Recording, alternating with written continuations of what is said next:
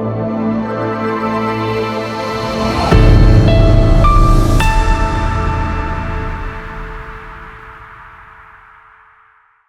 The lord. ప్రభునందు ప్రియులారా, బాగున్నారా? దేవుని యొక్క పరిశుద్ధమైన ఉన్నతమైన నామమును బట్టి ఈరోజు కూడా దేవుని మీతో కలిసి ఇలాగా సమయాన్ని గడపడానికి ప్రభు ఎంతో సహాయం చేశారు. ప్రభుని అందుని బట్టి నేను స్తుతిస్తున్నాను. ప్రియులారా, ఈరోజు కూడా దేవుని యొక్క మంచి మాటలను ధ్యానించడానికి ప్రభు ఎంతో సహాయం చేస్తున్నారు. అందుకు నేను ప్రభుకి ఇంకొకసారి కృతజ్ఞతలు చెల్లిస్తున్నాను. రండి, ఈ రోజున దేవుడు మనకు అనుగ్రహించిన ఒక వాక్య భాగాన్ని ధ్యానించుకుందాం. ఇదిగో దేవుని యొక్క వాక్యంలో ఏమంటే దేవుణ్ణి నమ్మాలంట. హెబ్రీయులకు రాసిన పత్రికలోని ఏమని రాసి ఉందంటే 11వ అధ్యాయంలో, దేవుని యొద్దకు వచ్చువాడు ఆయన ఉన్నాడనియు, ఆయనను వెతుకువారికి ఫలము దయచేయవాడనియు నమ్మవలెను కదా. ప్రభుని నమ్మాలంట. ఆయన దగ్గరికి వచ్చినప్పుడు ఆయన నమ్మకుండా వస్తే ఎంత మాత్రము లాభము లేదు. ఈ రోజున దేవుడు మనము ఖచ్చితంగా నమ్మాల్సిన 7 సంగతులను గురించి దేవుని సన్నిధిలో నేర్చుకుందాం. మొదటిగా రోమా పత్రిక 3వ అధ్యాయము 23వ వచనం ప్రకారంగా, ఏ భేదము లేదు, అందరూ పాపము చేసి దేవుడు అనుగ్రహించు మహిమను పొందలేకపోతున్నారు.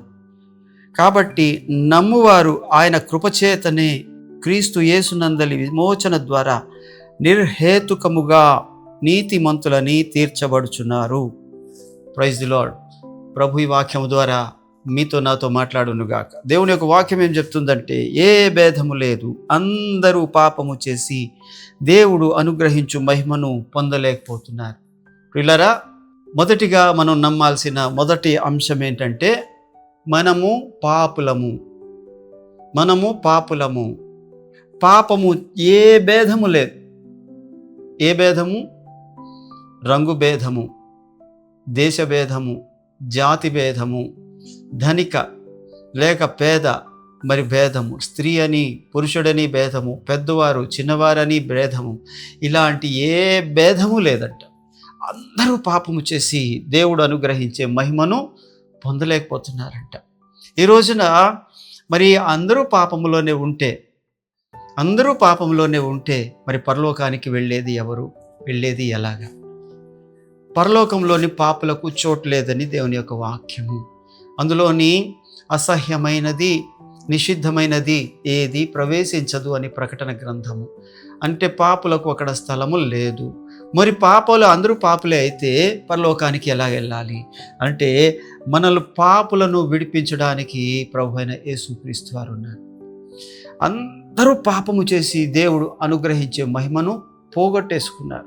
అందరూ పాపులేనా అంటే ఒక సందర్భం ఉంది బైబిల్లోని. ఏంటి ఆ సందర్భం అంటే, ఒక పాపంలో పట్టబడిన స్త్రీ పట్టబడి మరి ఆమె వారి చేత యేసుక్రీస్తు ప్రభు వారి దగ్గరికి ఈడ్చుకొని రాబడింది. ఆయన్ని అడిగారు, అయ్యా, ఈమె పాపంలో దొరికింది, పాపంలో పట్టబడింది, వ్యభిచారం చేస్తుండగా మేము పట్టుకున్నాం, మరి ఈమెను రాళ్ళు వేసి కొట్టి చంపాలని మోషే ధర్మశాస్త్రంలో వ్రాయించి ఉన్నారు దేవుడు, మరి ఈ సమయంలో మీరేం చెప్తారు అని ప్రభుని అడిగారు. ప్రభు ఒక్క మాట కూడా మాట్లాడకుండా మౌనంగా ఉంటే వారు పట్టుబట్టి మరి అడిగారంట, కొట్టేమంటారా, చంపేమంటారా అని. ప్రభు ఏదో రాసుకుంటున్నారు నేల మీద. ఏం రాశారు అనేది పరిశుద్ధ గ్రంథంలో వ్రాయబడలేదు. అయితే ఆయన మాత్రం నోరు తెరిచి ఒక మాట చెప్పారంట, మీలో పాపము చేయనివాడు లేక పాపము లేనివాడు మొదటి రాయి వేయండి. అంతే. ఆ తర్వాత అందరూ, వృద్ధులను మొదలుకొని పిల్లల వరకు అందరూ కూడా రాళ్లను అక్కడే విడిచిపెట్టి వెళ్ళిపోయారంట.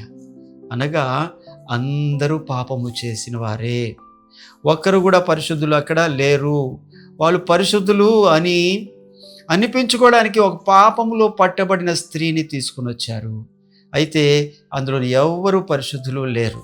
ఒకసారి ఒక హోటల్లోని ఒక దంపతులు లేక ఒక స్త్రీ ఒక పురుషుడు వెళ్ళి మరి అక్కడ బస చేశారంట. బస చేసి మరి వెళ్ళిపోతున్నప్పుడు ఆ యొక్క హోటల్ని ఖాళీ చేసి వెళ్ళిపోతున్నప్పుడు ఆ బిల్లు చెల్లించే స్థలంలో వాళ్ళు ఆ సూట్ కేసు అక్కడ పెట్టుకున్నారు. ఆ సూట్ కేసు పెట్టుకొని అదంతా డబ్బులు చెల్లించుకున్నారు. చక్కగా మాట్లాడుకున్నారు. ఇక వెళ్ళిపోయేటప్పుడు వారు సూట్ కేసు పట్టుకొని వాళ్ళు వెళ్ళిపోయారు.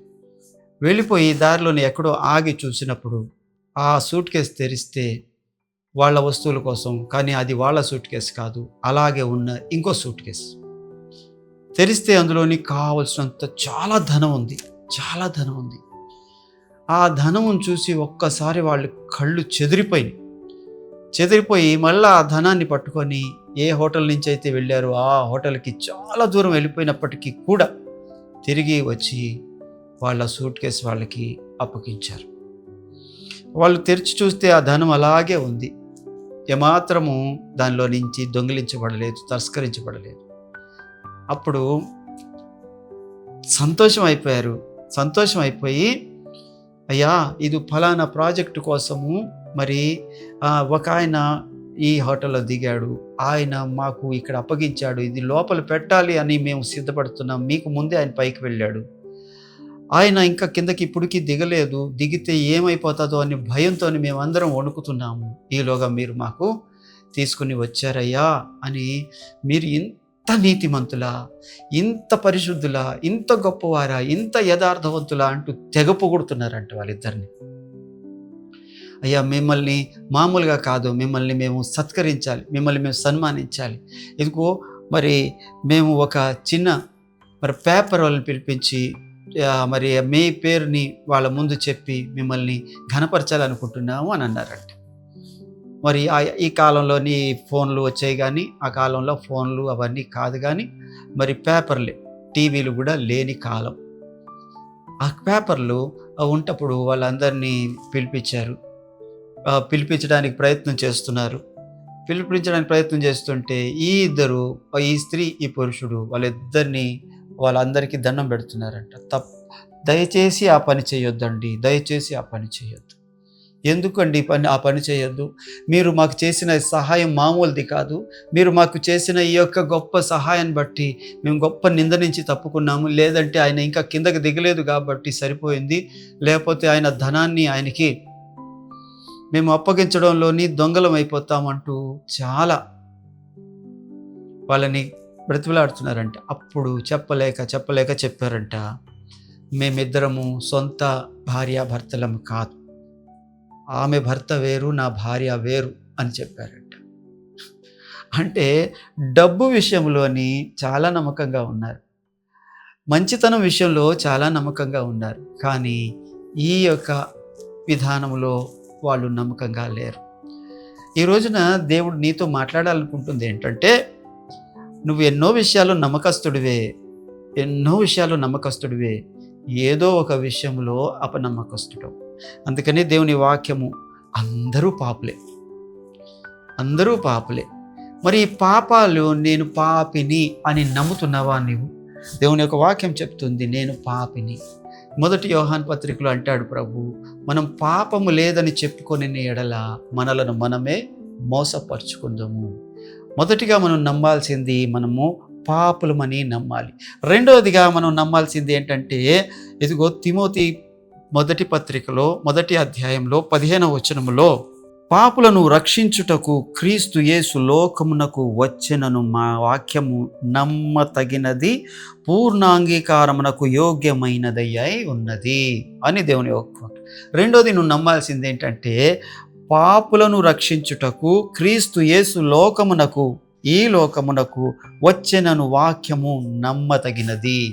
రెండోది నేను నమ్మాల్సింది ఏంటంటే, మన పాపాలు తీసివేయడానికి యేసుక్రీస్తు ప్రభువారు ఈ భూమి మీదకి వచ్చారు.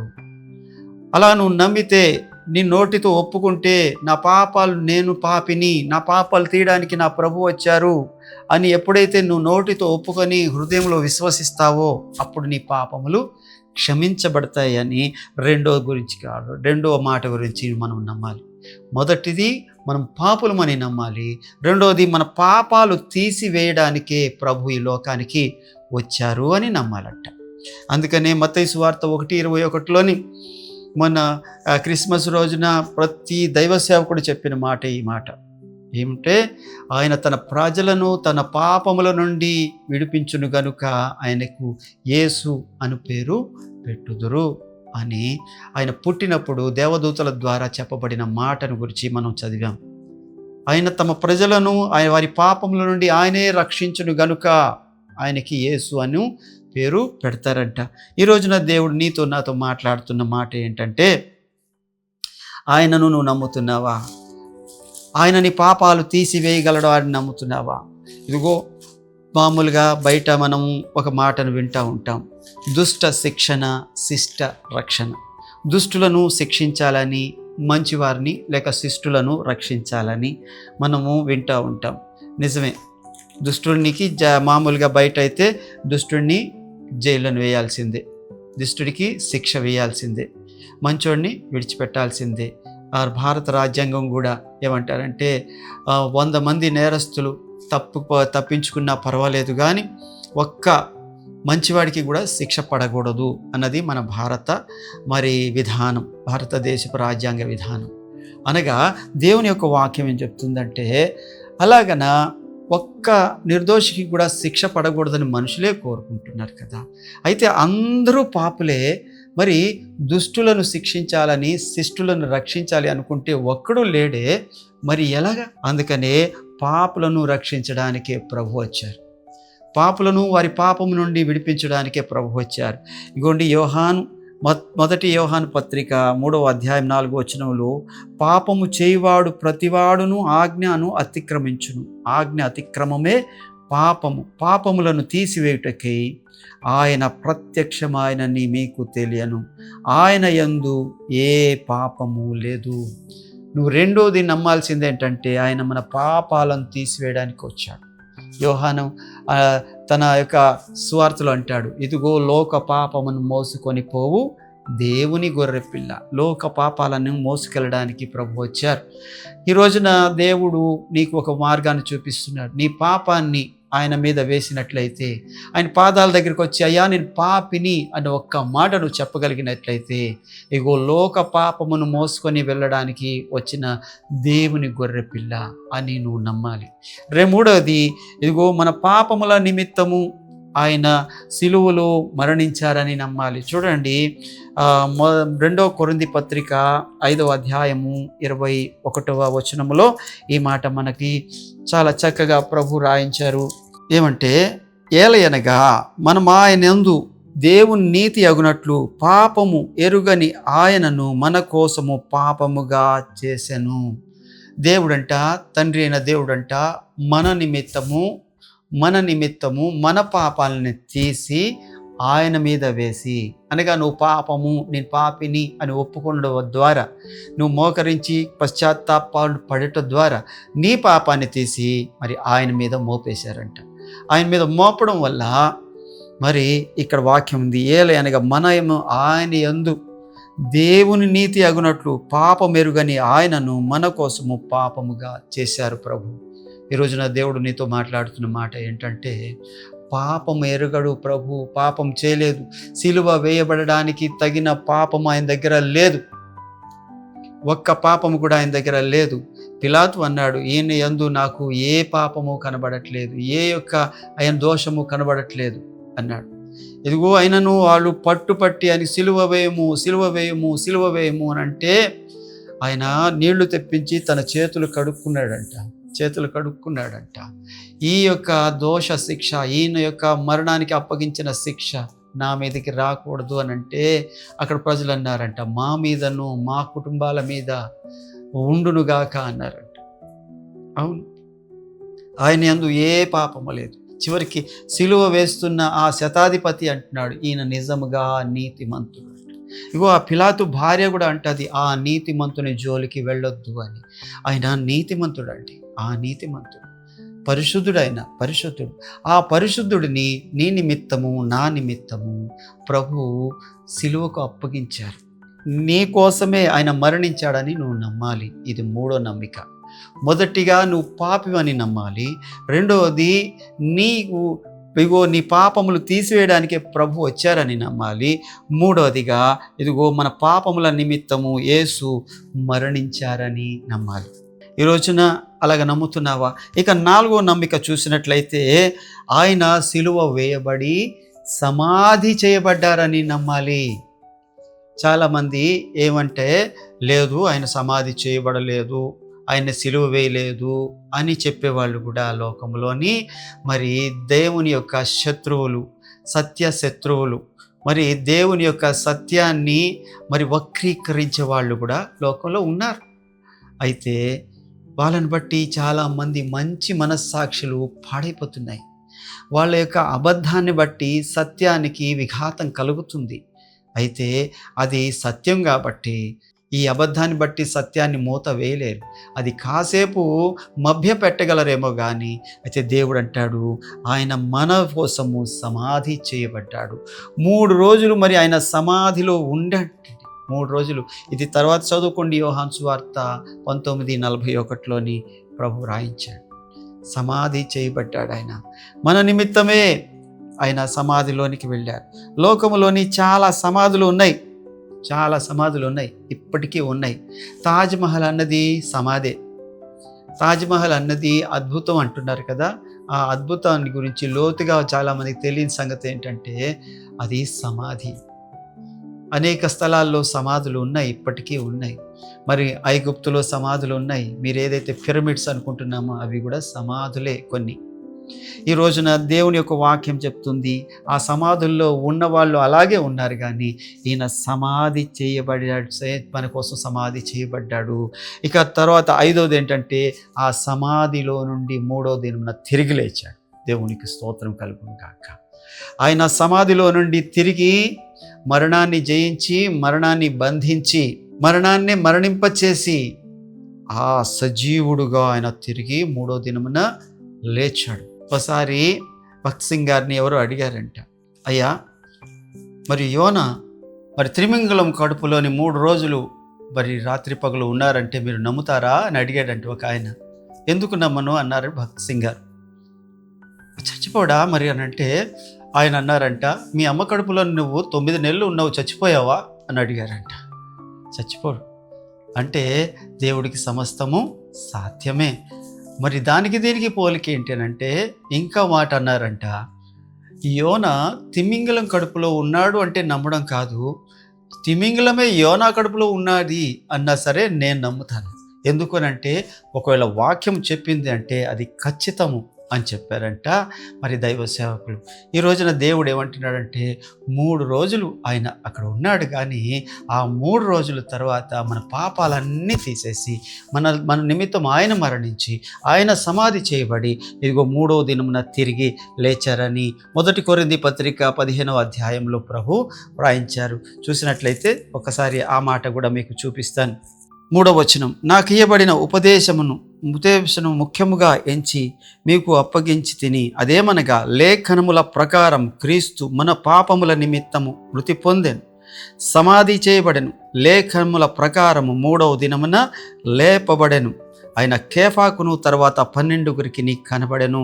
అటు పిమ్మట 120 ఎక్కువైన సహోదరులకు ఒక్క సమయమందే కనబడెను.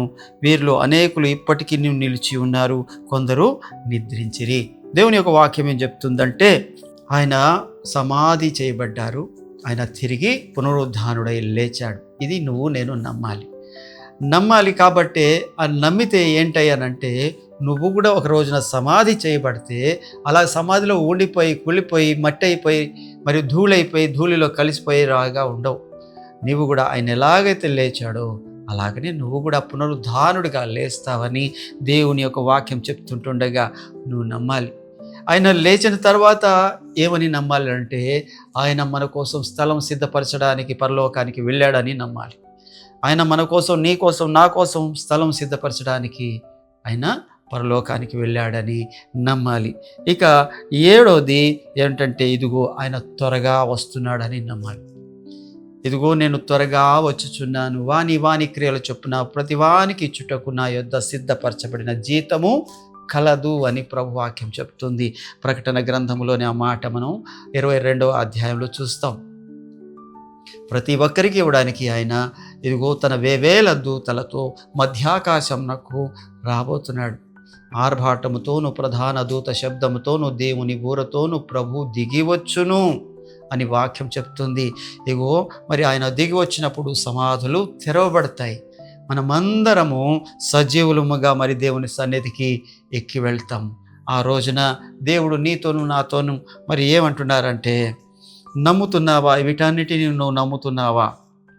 నమ్ముట నీ వలనైతే నమ్మడానికి సమస్తము సాధ్యమే.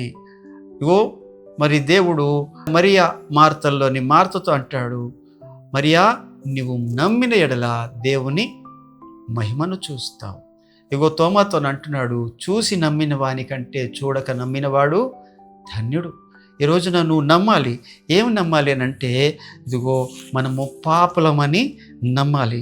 రెండవది, మన పాపములు తీసివేయడానికి ప్రభు అయిన యేసుక్రీస్తు ఈ లోకానికి వచ్చారని నమ్మాలి.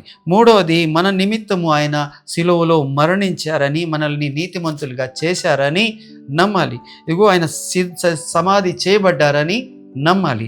ఇగో ఐదవదిగా ఆయన సమాధిని జయించి తిరిగి లేచారని నమ్మాలి. ఆరోదిగా మనకు స్థలం సిద్ధపరచడానికి వెళ్ళారని నమ్మాలి. ఇదిగో ఆయన త్వరగా రాబోతున్నాడని నమ్మాలి. మంచిదండి, ప్రార్థన చేసుకుందామా? పరిశుద్ధుడైన తండ్రి, ప్రేమ నమ్మకం కలిగిన దేవా, నీకు స్తోత్రాలు ప్రభువా. మరి నాయన యొక్క సమయంలో ఈ చెప్పబడిన మంచి మాటలను బట్టి ప్రభువా, నీ బిడ్డలను దీవించండి, ఆశీర్వదించండి అయ్యా. మరి నాయన నిన్ను నమ్మేవారిగా ఉండడానికి ఏవైతే ప్రభువా మరి 7 విధాలుగా మరి నిన్ను నమ్మాలో మరి ఆ విధముగా ప్రభువా ప్రజలందరినీ సిద్ధం చేసి మీరు మహిమ పొందమని యేసు నామములో అడుగుతున్నాను తండ్రి, ఆమేన్. ప్రైజ్ ది లార్డ్ అండి. అందరికీ వందనాలు.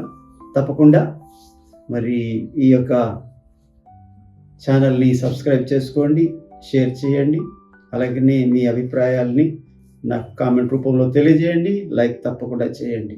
వందనాలు. God bless you.